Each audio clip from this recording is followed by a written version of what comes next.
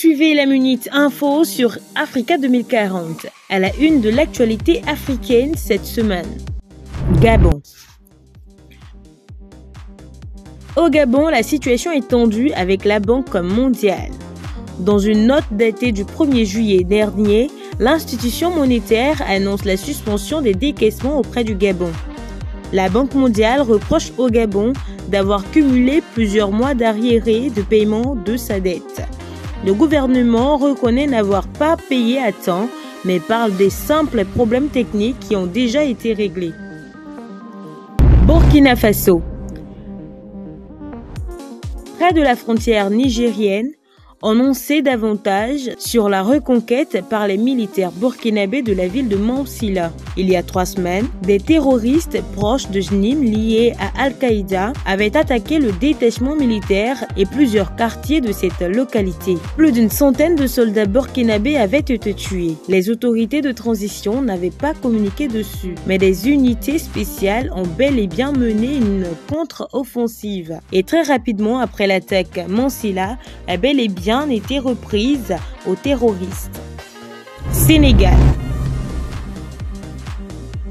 Au Sénégal, si le règlement intérieur de l'Assemblée nationale n'est pas modifié d'ici au 15 juillet 2024, le Premier ministre Ousmane Sonko menace de ne pas prononcer son discours de politique générale devant les députés, mais devant une assemblée citoyenne.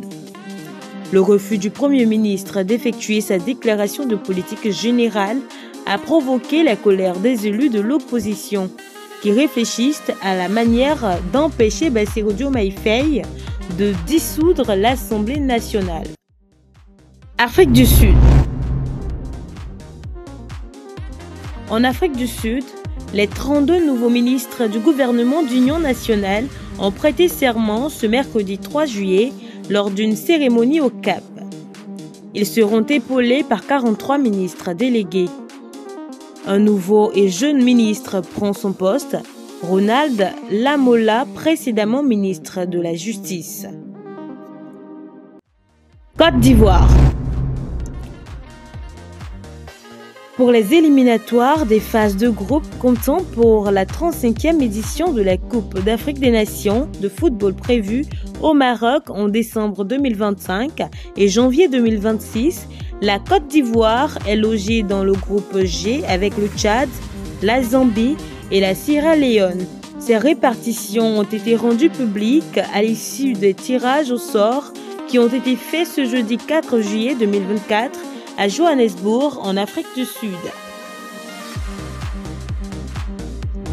Niger. Dans la région de Tillabéri, dans la zone des 3 frontières entre Niger, Burkina Faso et le Mali, les assauts djihadistes sont récurrents et les ripostes de l'armée nigérienne le sont aussi. Niamey a annoncé ce 4 juillet avoir tué récemment plus de 100 terroristes.